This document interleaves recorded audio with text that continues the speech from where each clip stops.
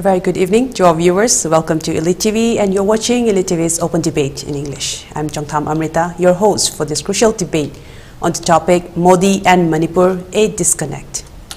Recently, Prime Minister Narendra Modi undertook a significant initiative, laying the foundation stones and inaugurating numerous projects across 6 northeastern states, symbolizing a promise of development and progress. The projects are collectively valued at a staggering rupees 55,600 crores. Among these, there are 10 foundation stone laying ceremonies and 4 inaugurations for the state of Manipur. However, amidst this apparent progress, a stark reality remains unaddressed, which is the ongoing crisis in Manipur and the plight of its internally displaced people and the victims of this crisis. This paradox highlights the intricate dynamics of the relationship between Modi's administration and Manipur, portraying a narrative of progress overshadowed by unresolved issues. To discuss on this topic and this matter, our expert panelists are present here. Today, they will be joining us through online medium. Our first panelist for tonight is Oja P. Sonamani, socio-political commentator. Oja, welcome to Open Debate. Oja Sonamani. Our second. Thank you, ma'am. Thank you so much. Our second panelist for tonight is Oja Jinine Laishramcha, Assistant Professor, University of Suwon, South Korea. Welcome to Open Debate, Oja Jinine. And our third panelist for tonight is Oja Shantikumar, Professor of English, Hungkou, Delin University, Taiwan. Welcome to Open Debate, Oja Shantikumar. Good evening. So first, start with Oja Sonamani. Regarding this matter, how do you translate the recent conduct of the Prime Minister in Northeastern region and his in context with the present status of Manipur and his silence? How do you translate this? Oja Sonamani, please continue. Ma'am, I must thank you, thanks to ELITETV, and also to my esteemed colleague, Dr. Shanti, the professor from Taiwan. Good evening to you, Dr. Shanti, my dear sir, and also from South Korea, my colleague, Jinine. Very kind of you. At least from India, we are so happy to be with you in the midst of this crisis, and you are taking such kind of a responsibility and sharing the sorrow and the sad and such kind of the tragedy which is prevailing in Manipur. Thanks for that. Ma'am, to be very frank, the questions what you ask is, for me and for myself, I'm not happy at all. I have my due regards and I worship Mr. Modi. Mr. Modi is the Prime Minister. He is not only the Indian Prime Minister. He is the most popular leader at present in this world. Yes, very true. And wherever he goes, there is no dearth of his friend. There is innumerable number of his followers. They follow it. And he is really the international leader. We are proud. India is progressing very fast. We agree. But in the context of the Manipur, the burning issue, where every day getting killed by some anti-Manipuris, Kin, Kuki, Jo, these terrorist people coming from other country and creating a mayhem and a havoc in this state is really unbearable.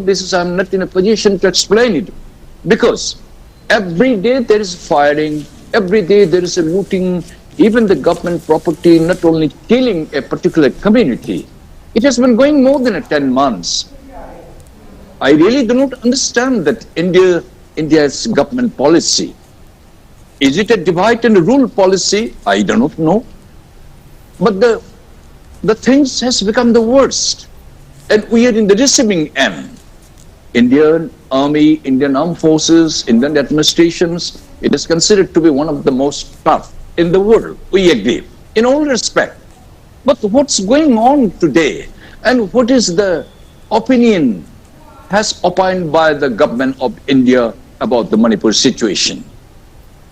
Okay, there must be, say, India government, such a powerful countries, the prime ministers and the home ministers and the India government as a whole.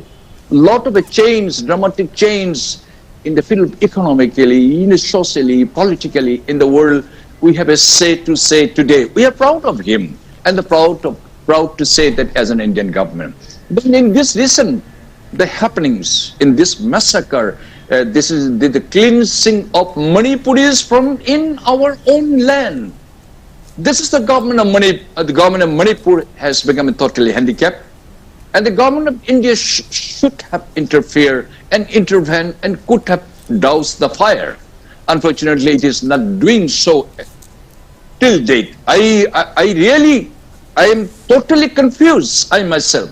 What is the intention of the government of India? What says thinking? We do not know.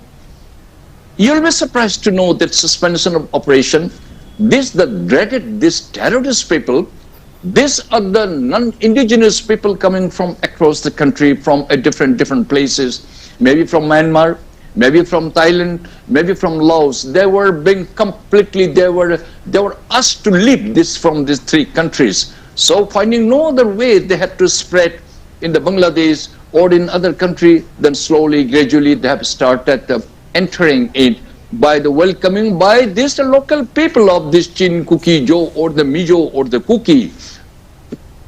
Now today they have become the shown enemy, and they are killing every day and night, as if that there is no government in Manipur, as if the government of India has got some. Is there any obligation that the government of India that you are not interfering it, and you are trying to spread the salt in the wound? It appears, according to me, we are not happy on the government of India. Government of Manipur is totally handicapped. That is, we admit, because their own party is in Delhi, very powerful country. What people talk, what people say, and Mr. Modi is a very powerful, very diplomatic, and a very sympathizer, and very cool, calm, passionate. That is the leader, what we worship. But it's so unfortunate. Even nobody, only Home Minister, he came once in the beginning. He had stayed apparently one night, and they said that he is coming back and trying to sort out the issue.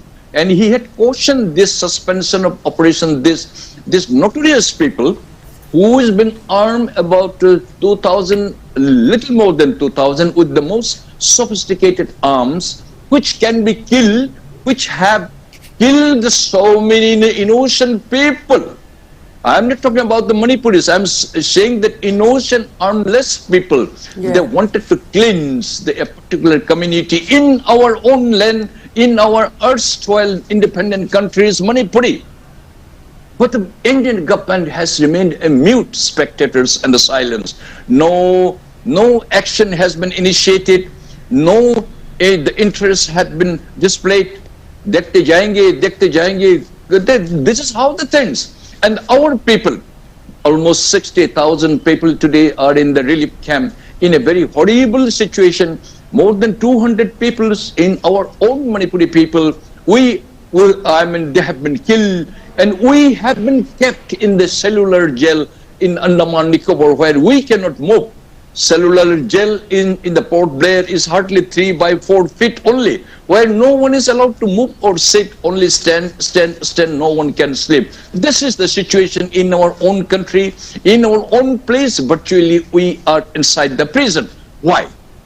We are proud to say that we were the erstwhile, our independent country. We merged with India, considering that we may have a better and a bilateral relations. But today, in my own opinion, that it is totally against and totally, what I will say, it is not the exactly things are happening. I don't know what is the India government is thinking, and I do not know the Manipur politicians, irrespective of the caste, creed, religions. What they are thinking, we do not know. What is happening, we do not know. And in the midst of this, again, the election has been announced, and the Lok Sabha's election, one of the world's largest, the elections, the populations, the election is going to be held within the couple of months. This is really a very serious thing. So in my first, the given chance to me, I must say that whatever the India government is doing, we are not happy at all. India government has become, it seems that an enemy, even our own guardian has become an enemy to our own community. It seems to me, subject to correction, but the whole world people know, but hardly any people speak. But the things are happening, suspension of operations, this notorious activists, these people, they are being armed, their arm not have been seized, and they're supposed to be in their own camp. They have been allowed to freely move, and these are the people, they're killing us. Lot of armed forces, paramilitary forces, central police forces, state police forces, more thousands, almost 1 lakh, 2 lakhs armed personnel are here. They are also under the captive because Indeed, apparently yes. they have been asked not to move and not to, not to handle it. Just watch the fun. It seems to me. I hand over to you, Bam Bam. Okay, thank you for your opening remarks, Oja Sonamani. I think you've made a very excellent point by stating that Narendra Modi, our Prime Minister, despite being a very popular global leader, that his actions by doing this, remaining silent, and his inactions regarding the crisis of Manipur is in fact disheartening, and it feels like it is rubbing salt to our wounds. Now I'll be coming to Oja Janine, that it has been claimed that 35,000 families in Arunachal Pradesh has got pakka houses during this recent inauguration. So what makes it so difficult for the 60,000 internally displaced people in Manipur to get at least some appropriate places to stay? What do you think about this? You see, I think the behavior and the response from the New Delhi, especially from the Prime Minister, is not kind of new thing. It's been like 10 months or a little bit over 10 months. So I think sometimes I feel like it's completely useless to share or to engage such kind of discourse, because as I told you before, that it's been over 10 months, and Indian Prime Minister turns, a blind eye to what happening in Manipur. So, we have experienced the action or the silence. Rather, I will call it a silence. That that kind of deafening kind of silence from the Indian Prime Minister.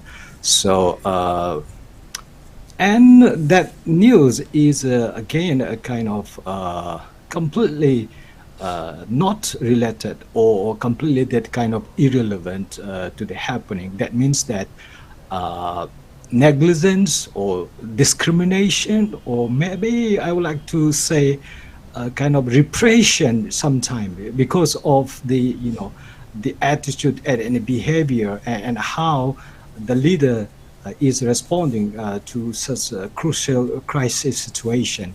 So that kind of just giving some money to get built in some pakka houses and at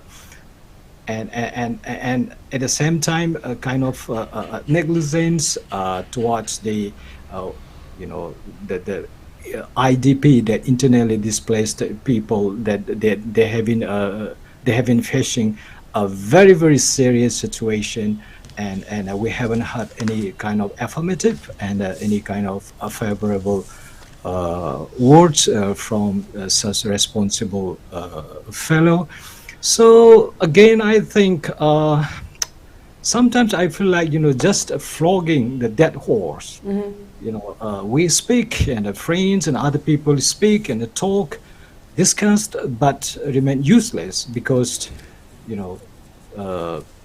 they, especially those people in New Delhi, turning a blind eye to such a very serious, crucial crisis. So here I would like to just make a significant point.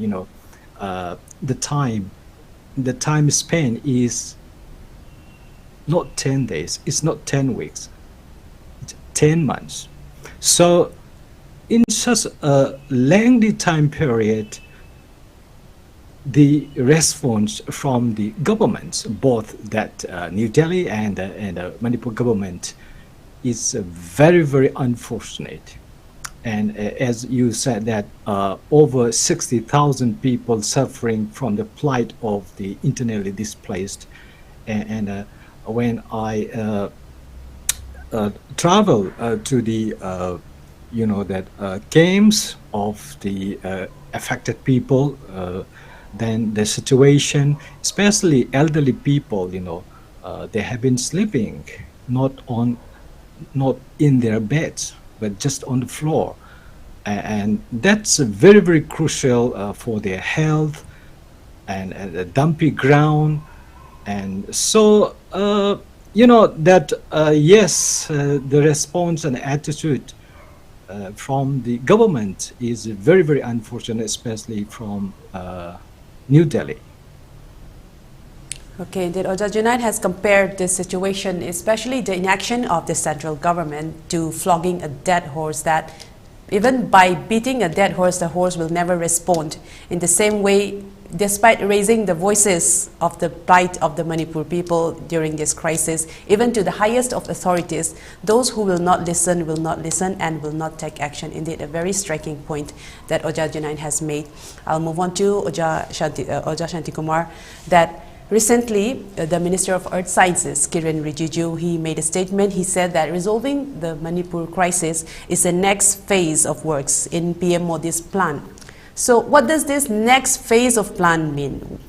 In such a crisis, is there a phase of plan that needs to take place? Shouldn't there be immediate action? Because as Oja Jinine, and as we all know, it has been 10 months. Your take on this, Oja Shantikumar? Yeah. It's very sad indeed, for the last more than 10 months, we have to look from the victim's side, how the victim's family feel, families feel about their dead ones, about their loved ones gone suddenly, in the next moment. And also losing so many houses, more than 60,000 people living in this place, and they never know when they can go back. So when you mentioned about like say 30,000 got Paka houses in Itanagar, and then some funds and the budgets released recently, I think in some ways it may be good. It sounds good, but we have to look from, we can look from two angles actually. One is from the economic point of view, financial development, economic development. The other one is humanity ground, from the humanity ground. So PM Modi might be very popular, very, very good leader, big leader, as Sonamani mentioned. But as a human, if we look from the humanity ground, I think totally he fails in this humanity ground. If we look from the humanity ground, how he give his indifference attitude towards the people of Manipur, and it is very, very inhuman and a very, very cruel attitude he is giving to the people of Manipur. Even though he gives, recently I heard in the news about spending, 3,500 crores of 1,000 crores of rupees for the development purposes. But the question is property, is money more important than the lives of the people? Why we do development, why we invest money, why release budget? This is just for people. But if those people are not getting those development, those benefits, what is the point? So more than 219 people have been killed officially in the conflict, and more than 60,000 have been displaced, and they never know when they can go back.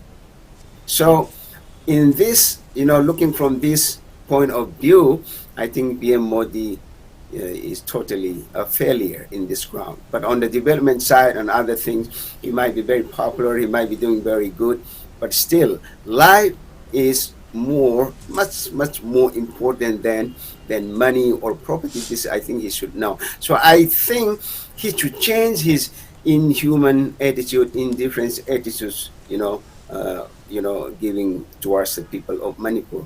I think I will just keep this way the first round.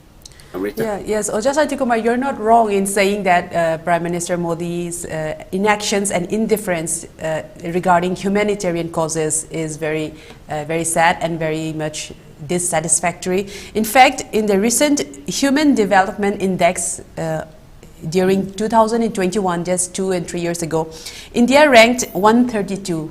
Among a total countries of almost 195, India ranked 132 in Human Development Index, which is very, very low. So you're right in saying that regarding humanitarian grounds, despite being ranking very high in the military, in development, or even in FDI, India ranks pretty high in that sectors. But on humanitarian grounds, it is right and correctly ranked as 132, which is very low. Yeah, when we look from the humanity ground, and sometimes I feel like what the central government is interested is not the people, not to serve the people, not to make the people's life better. Yeah. But I feel like they like the land of our land. Why? Because they like to, for India's economic development, they need a way, they need a road, they need to open the way to the eastern side, Southeast Asian side. So they just like to use our land for that,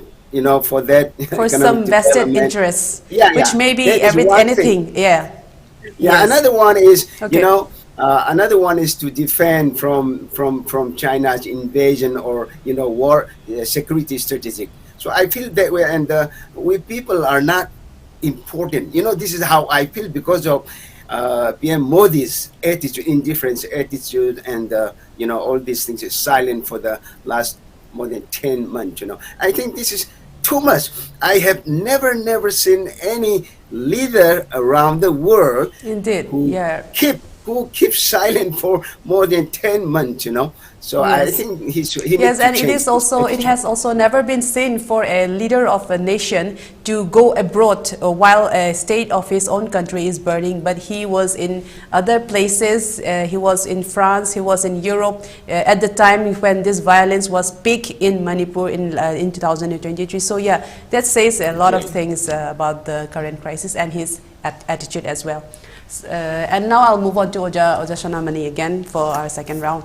That we have heard our speakers say about in the first round regarding the inaugurations as well as our leaders, that is Prime Minister Modi's attitude. So in last year, Honorable Home Minister Amit Shah, he said in Parliament last year in August 2023 that the Manipur issue, the Manipur crisis, is caused by illegal Myanmarese immigrants. So from the time that he spoke this until today, what steps have been taken so far to drive those illegal immigrants out of Manipur? The government of India, intelligentsia, there is innumerable number of agencies are in Manipur.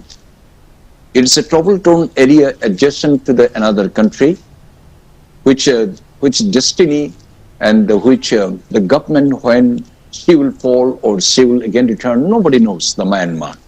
Yes, there is we believe that China, another country, has interfered to Myanmar. This is our own evaluation.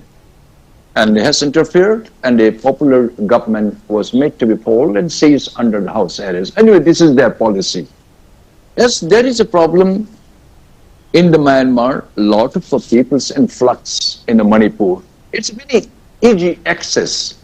It is only 1 feet or 2 feet walking to Manipur and to the Myanmar, because the 16 kilometer is a free land. Anybody can come, anybody can go. So there is no restriction. There is another easy access. Okay. Now the question is, what the Manipur people and the Manipur government, what is her intention? Is the Manipur government is a dummy government? Or is the Manipur government is a puppet? Your people or our people, Manipur government might not have considered that the people's victim, people's families, the family members are being gunned down, they are being killed in a very inhuman way, including the children. Manipur government might not have taken very serious, but we people, we citizens, we thought that Manipur government is a popular government. Yes, the present chief minister was considered to be, I say was considered to be India's most popular chief minister out of 3. He is one of them. He has contributed and he has done a lot of good things. But now the second thing is, after doing so many good things, has he agreed that his innocent people, his people and his public and his citizens are being butchered like the dogs, cat, like that every day happening, every day burning houses, every day killing, and virtually we are under the prison now. Our movement is, our fundamental rights has been restricted. As we cannot go to the Hungkou Peak, as we go to the Ukhrul, as we go to the other state, they say that there is a barrier. How ridiculous such kind of a statement some people have given. Absolutely ridiculous. Who can afford to go by here? Even if there is a by here provision, is it possible that every day Manipur people had to go to other states for many purposes, for medical treatment purpose, for educational purpose, for the games and sports purpose, various for business purpose, 1,000, 1,500, 2,000 people have to travel every day to and fro. Completely we are banned. So our fundamental rights given by the government of India and the constitution has been completely curtailed. That is not for 1 day or 2 days. It's more than now 10 months. What the Manipur government, what she is thinking, we do not know. How this kind of a behavior, I will say that this is absolutely the, despicable and obnoxious behavior of the government, both government. So we have no regard. Now, Bibim, you kindly think over, and my 2 colleagues, I fully endorse with this, the most learned, my 2 colleagues, they have highlighted so many things, even they have more concern than to any Manipuris living in Manipur, although they're abroad, how serious they are. So also the other parts of the world, so many of our Manipuris living, how they must be thinking day and night, what happened to Manipur, how many houses burned. This is a regular affair. Now, Honorable Prime Minister came to Arunachal Pradesh. He had inaugurated so many things and so many states sitting in the Itanagar. And Itanagar to Imphal, his aircraft will take hardly 20 minutes. As Bembem is kind enough to convey to me that the by road is only 300 kilometers. By air it will be only 20 minutes. His aircraft is a very, very sophisticated and the latest devices and the very, very powerful, the engines are being fitted in his aircraft, one of the most very costly aircraft that he is traveling. Yes, he deserves, he's a world leader. We are happy that he should continue more and more as he is doing many things for the country. But this time he is ignoring for the Manipur. Why he has not taken paying to come? Is the Manipur is a different country? Or has the Prime Minister decided that let the Manipur part away from India? We do not know what is his intention. Okay, Home Minister coming once, it is okay. Home Minister is another one. We concern the head of the government. And head of the government can go to the Kashmiri JNK. All along he can go. Yes, he should go every parts of the country or every parts of the world what he had been visiting it. He can go to to inaugurate in the UAR, the one religious temple. Okay, very fine. We agree. In his own country, there is a fire. There is a killing every time, every moment. Does the Honorable Prime Minister has no little pain about this? The innocent people are being killed. every moment. We are there in nowhere now. Kindly imagine, I have visited some of their camps, relief camps. See the ladies, women, children, they can't sleep properly. There are mosquitoes, there is no proper toilet, there is hardly the water for drinking, etc. And the women cannot be segregated from the men folk because the space is very limited. We talk about this fabricated house, this thing, that thing. Fabricated house, you give or not give, that is not the questions. Why you have allowed the suspension of operations, these notorious people allowed to take it away the arms from the camp, although in the agreement, in the tripartite talk in the agreement, they are signatory that they are not supposed to move out from the camp. And they are not supposed to hold the arms and ammunition. Their boxes are supposed to be under lock and key. And the key is one key is supposed to be to these terrorist people, one key is with the government of India's authority. But now you have given them free rope. Now they are using these guns. They are gunning down our innocent people. May I appeal the Honorable Prime Minister of this such a huge country, how do you read? Or do you want us to get killed, every one of us, every day, every moment? Or is this the intention of the Prime Minister or the government of India? We do not know.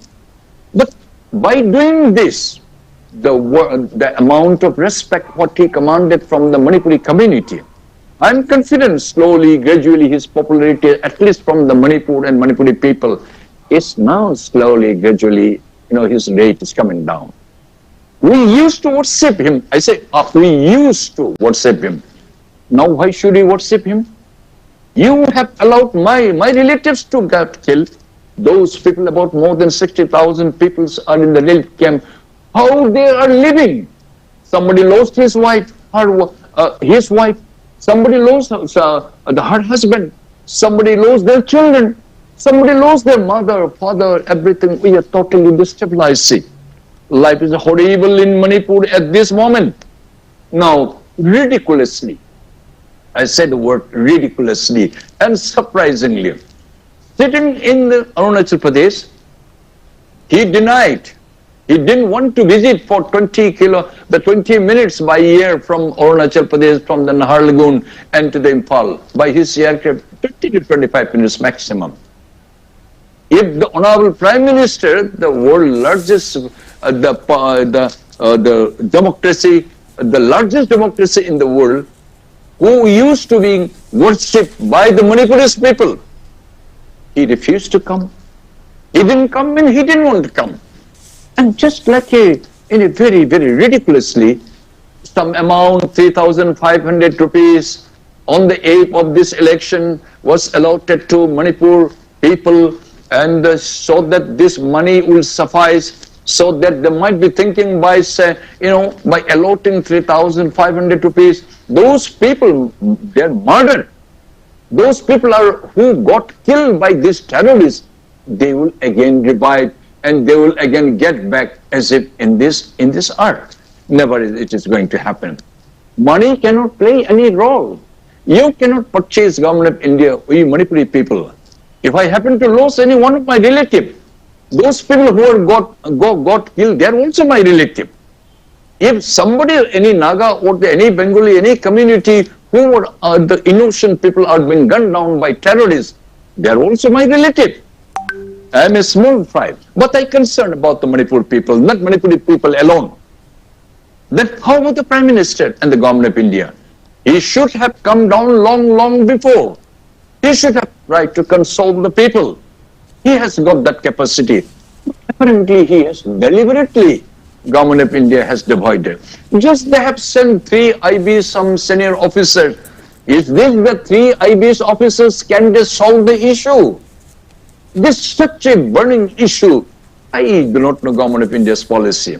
And so also other side of the coin, in contrast, our government has become a puppet. They have no say to say. Perhaps they are afraid. Perhaps they were asked, don't open your mouth. If you want to retain in your chair, don't open your mouth. What I say, you do it. 3,500 crore rupees. What do we do with this money? You cannot bring back those people who it's have about been all killed. the inauguration And you are going to misuse the this foundation 3,000 stone laying, people. Yes, let me 3,500 crores of foundation stone no, laying in Manipur, and also inauguration of a lot of the earlier projects that have been inaugurated.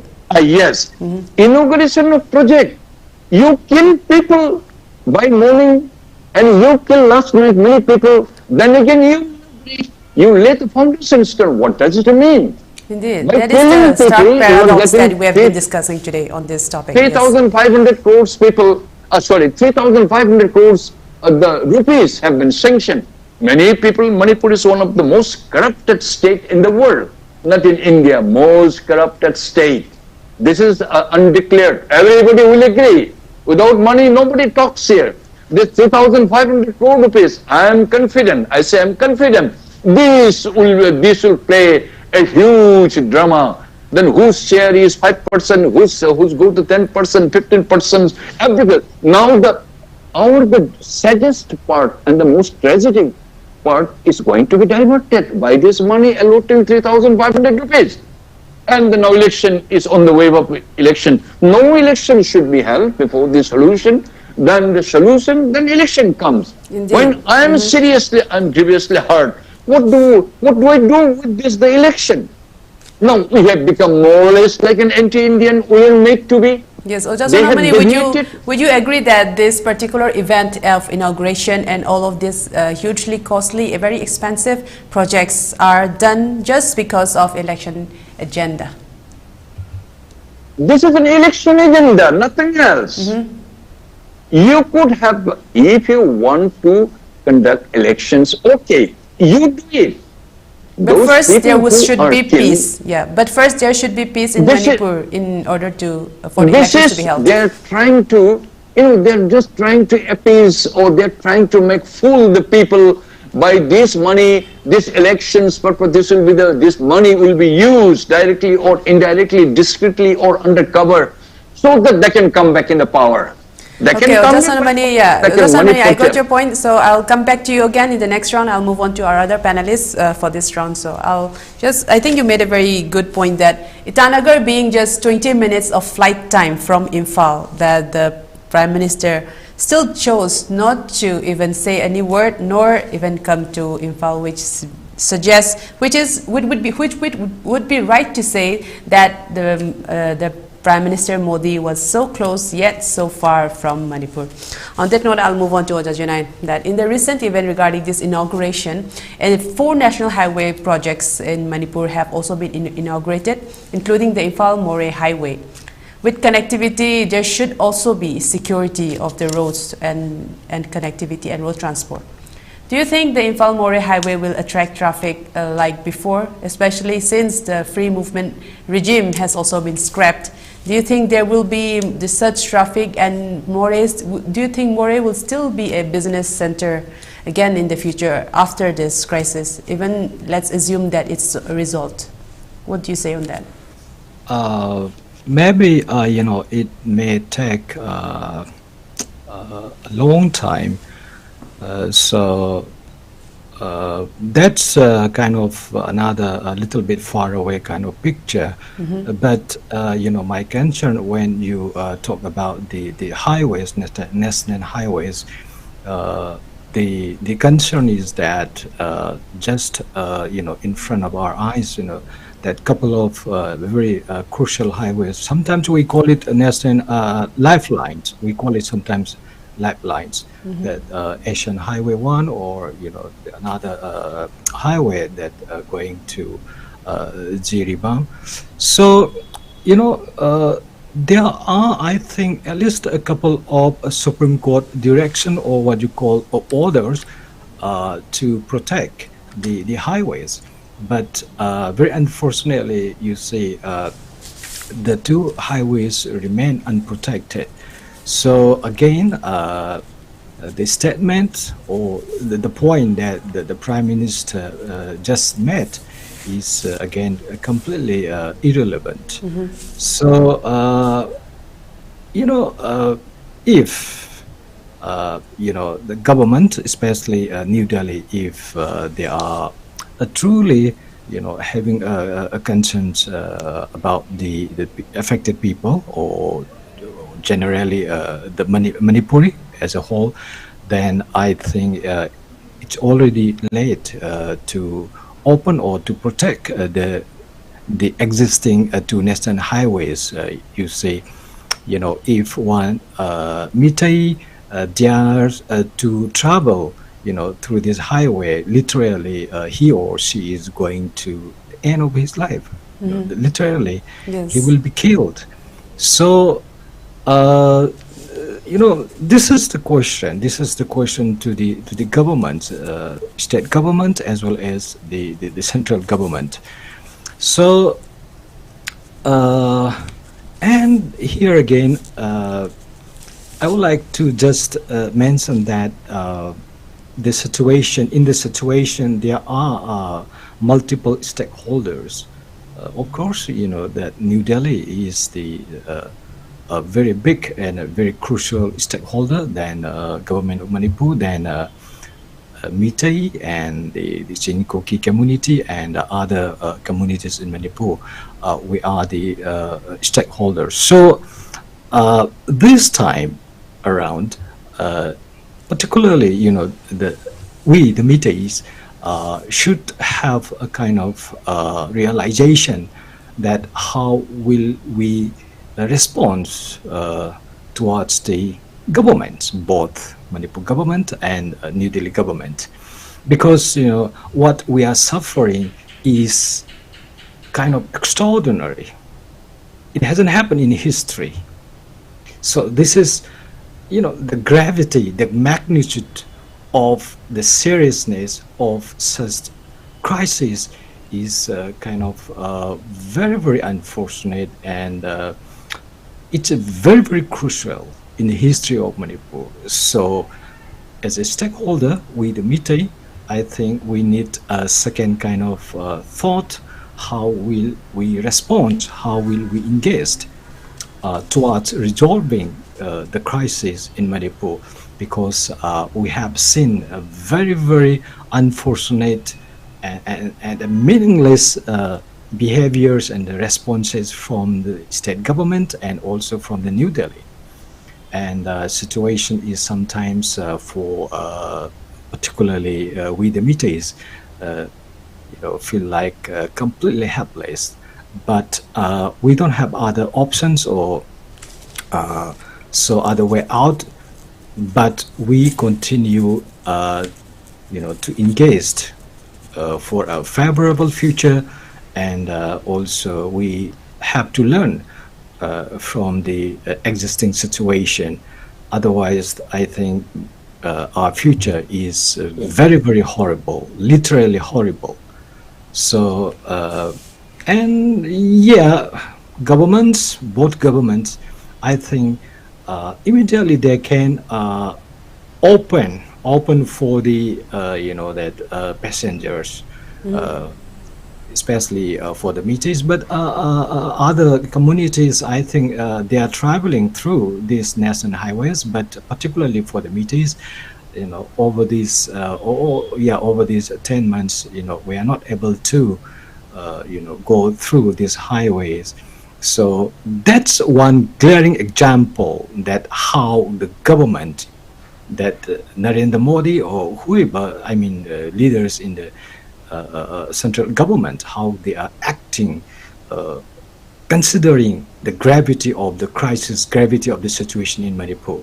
So they have to show us some confidence building measures as soon as possible. Already, it's very late, but still we are waiting for some confidence building measures, some positive, and some justice. We want to see some justice from the governments, both Manipur and New Delhi government, because they have the power, they have the resource, and so if they continue just responding in this manner, this is rather violating human rights for the people of Manipur. So of course, to protect the life and the security and the property of the citizens, This is the primary and a fundamental duty of the governments. But over the last 10 months, we have seen is a very, very unfortunate,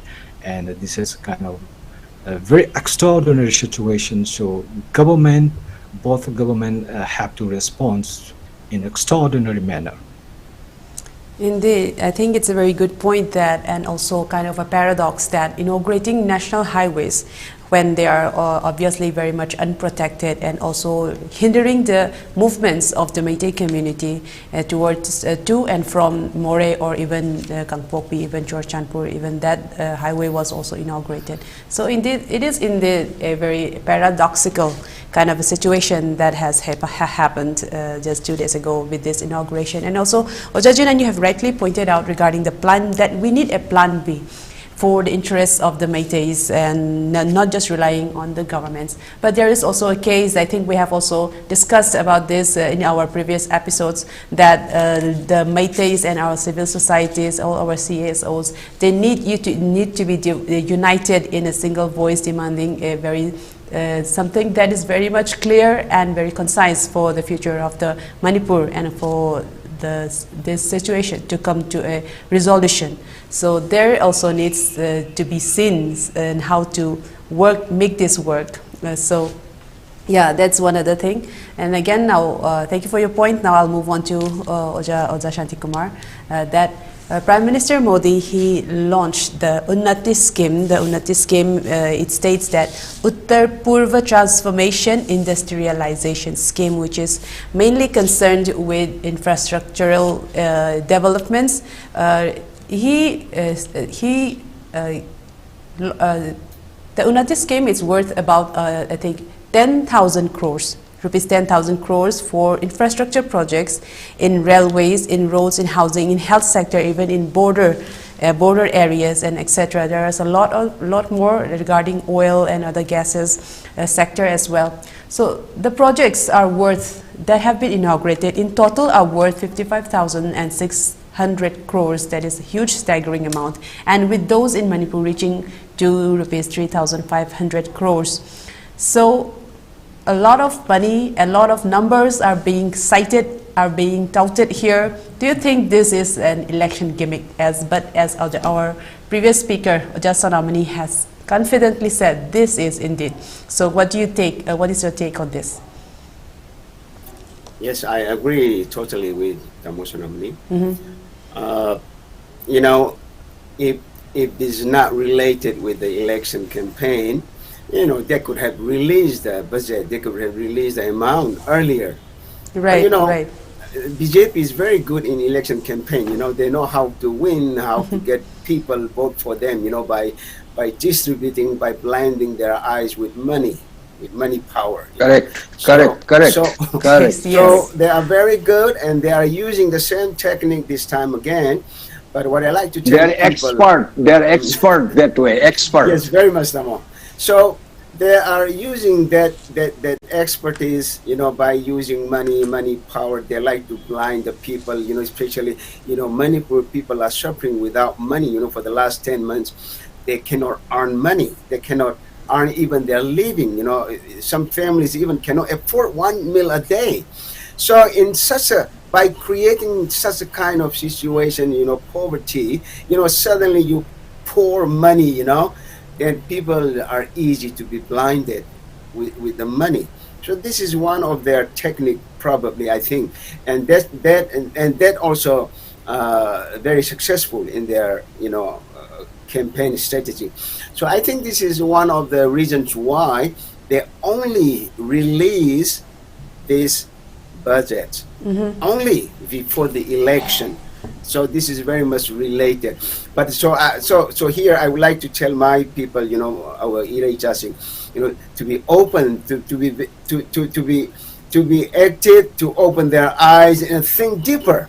Not just happy with a few thousand, for the temporary reasons, but they have to think deeper, and they have to consider which leaders could bring development and peace in Manipur, not just focus on the few thousands, distributed by the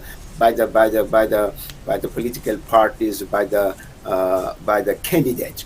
So this has to be very much a big concern for the people of Manipur, and they have to be awake, not just like before. They shouldn't be blind. I think by providing this money, and by inaugurating, and by laying foundation stones, and showing people how much money the government of India is spending on Manipur, they like to buy our people. This attitude is very insulting.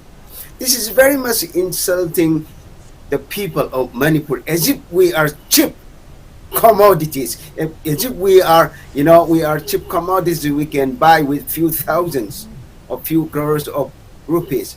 I think this time our people need to teach a lesson to this kind of parties or political candidates, that we cannot be bought by money power, by a few thousand. I think this is the right time to show that kind of action. So I request all my my people, my loving people, my suffering people, to think deeper before they accept any money distributed by political parties or by candidates. Yes, so Shantikumar, there is I just had a thought, a supplementary question that I'd like to ask to you. That would you say that the current crisis that Manipur is in, including this ethnic strife that has been going on for the past 10 months, and also the condition, the economic condition of the people of Manipur being very much low even in the GSDP, Manipur ranks in one of the lowest.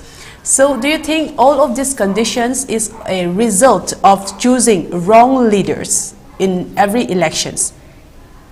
Would it be so far to say that, but it looks like it is?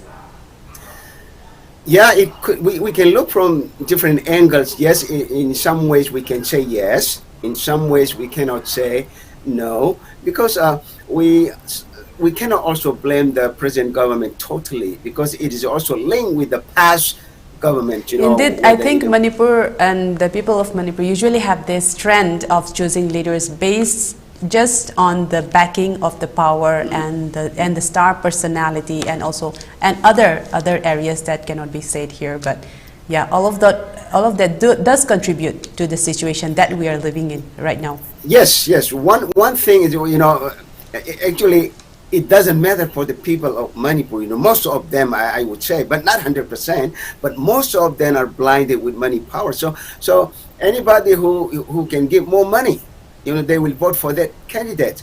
So this has to be changed. People have to change this, or sometimes I think recently, all the Meitei politicians were forced together at Kangla, right? Yes, and they were forced to promise to do something for the people, for the land.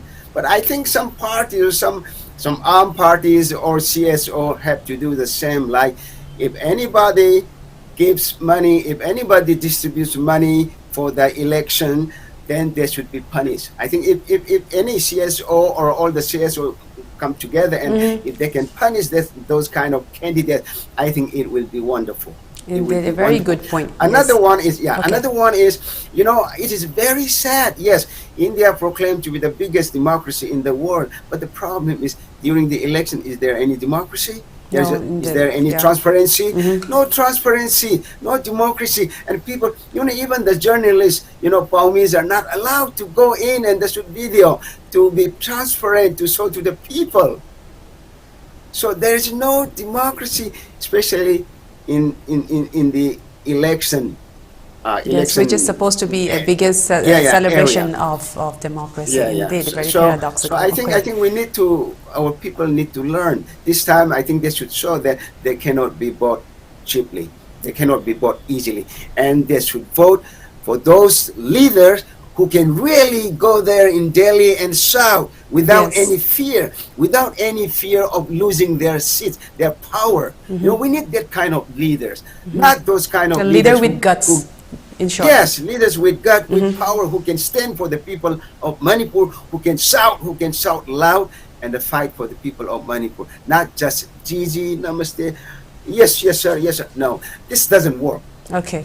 Now moving on to Oja Sonamani again, can you, and please make this short because we are almost coming to the end. So as you have mentioned earlier that the distance between Imphal to Itanagar is just 300 kilometers, even less than that, and by the flight time and is just 20 minutes. So he announced those projects from Itanagar, which is almost just 20 minutes away, as you mentioned. So why did Modi ji kept a very short distance, that is to say 300 kilometers safe distance from Manipur? What is he avoiding?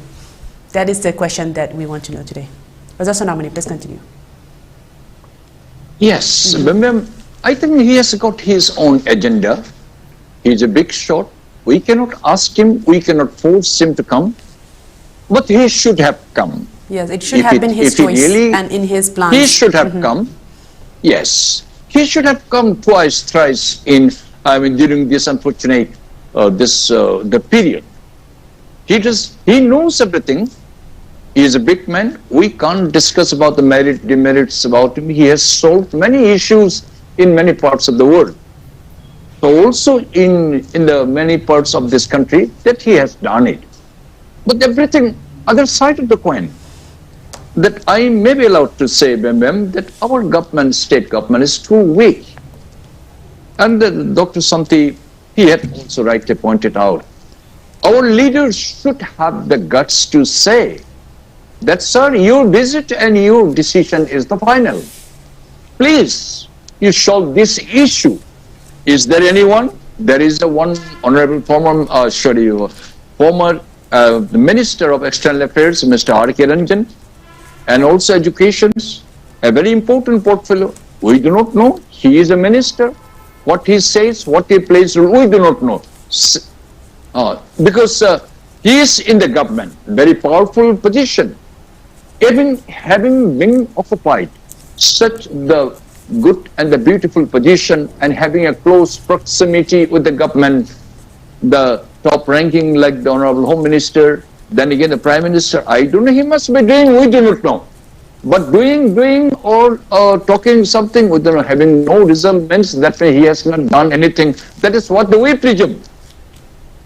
So our state governments now this is the last chance we are giving to the state government.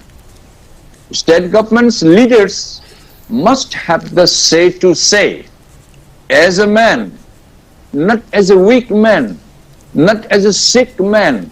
This is what we wanted, this is what we want. This election euphoria, both of my colleagues, both of my learned colleagues have already said, I also fully endorse. They're just trying to hypnotize. With this money we may not see, but this is going to be misused in a various channel.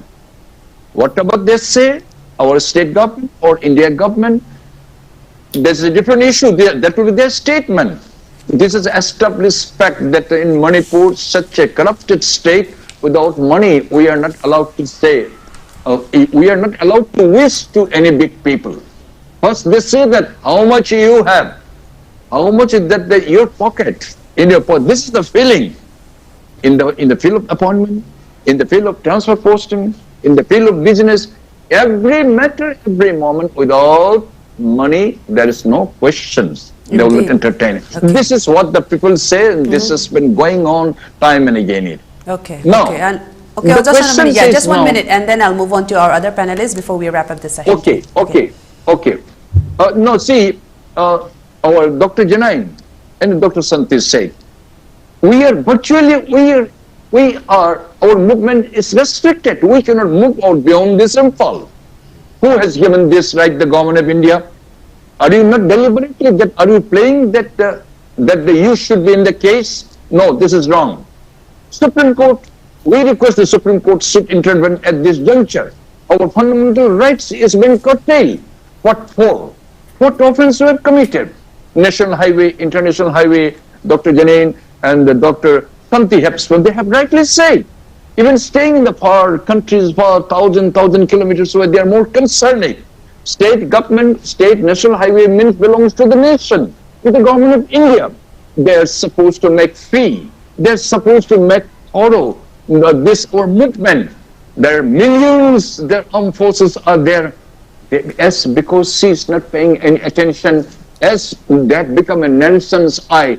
So naturally, we have a right to say, we are a criminal now. We are inside the jail now. This is the thing. So this is everything I say in a nutshell. India government, are you deliberately, are you trying to suppress the Manipuri people? I think you are wrong, government of India. If you think so, you cannot. Even the British could not suppress us. We will see to it that we overcome this such kind of a hurdle. We have enough tolerance for intolerance, government of India. So also the Manipur government, remember, I caution you, we had enough tolerance for intolerance. Now, this is the time for the election. You, all the Manipur citizens. Yes, one thing, within few seconds, I hand over to you, Membim. I'm very happy to announce today, with the permission of my Taragi Cheshu chairman, as I'm also being one of the office bearers as a vice chairman. Okay. In Manipur, all the civil society organizations which had never before come together under one umbrella. We Taragi Cheshu, a lot of intellectual people are there. You might see in our website that we have made an effort, persistent effort to request all the CSOs, including women folk, men folk, students and everybody to come under one umbrella. Because government of India knows that we are divided. That's the reason. Now we have come under one umbrella. Tomorrow afternoon by 2 p.m. we are going to sit along with them again. Our modalities are to be worked out. Perhaps after forming this, we will be more stronger. Not with arms ammunition. Our own approach to the government of India and to the government of Manipur, with the support of all innumerable number of CSOs who have never came together. But this time only we will be in a position to come together under one umbrella and to face the government of India and the Manipur government. And we will directly hit what we are going to do. They know Manipuris are divided. They know that Manipur CSOs are innumerable number. They cannot come under one umbrella. But we are coming.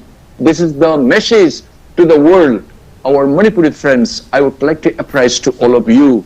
Perhaps you will also share the happiness of this such kind of and first important events. Okay, thank you so much, Oja Sonamani. Yeah, those were the words of Oja Sonamani. Now I'll move on to other panelists, Oja Jinine first, and then I'll come to again Oja Shantikumar. That since we have been speaking about election in this section of the debate, that we have seen BJP's election promises. It's usually known as the vision document.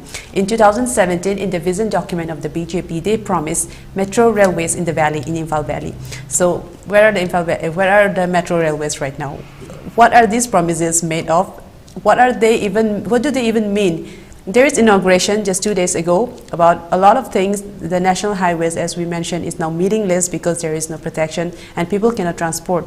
And what is the meaning of all of these election promises? So what are your thoughts, Oja Jinine? Just 2 minutes, and then I'll come back to. I think they are. Rather not promises, just that simply make fun of or make full of, citizens. So, I think,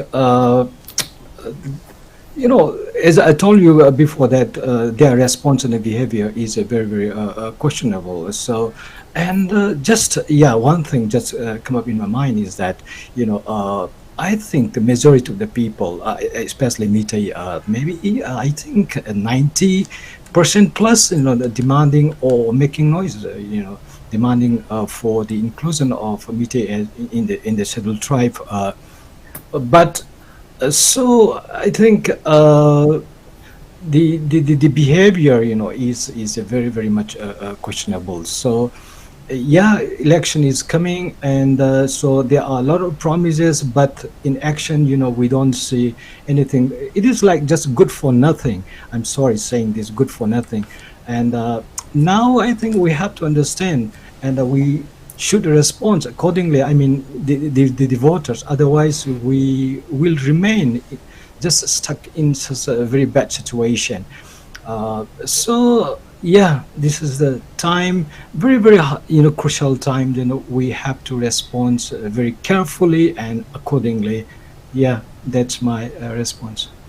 Okay, thank you for your words. Now I'll move on to Shantikumar. That yesterday, our Chief Minister N. Biren Singh, he said that development work should not be compromised despite the strife that's going on in Manipur. There is a saying that a cart placed before the horse, and not that the horse should be pulling the cart, but in fact the cart is before the horse, and because of that reason the horse cannot move forward. So in order for development and progress to take place, shouldn't there be peace first before any sort of development programs are being done for the state? Your thoughts? Before I come to the point, I would just like to congratulate Sonamani as being one of the member of Tara Jesu.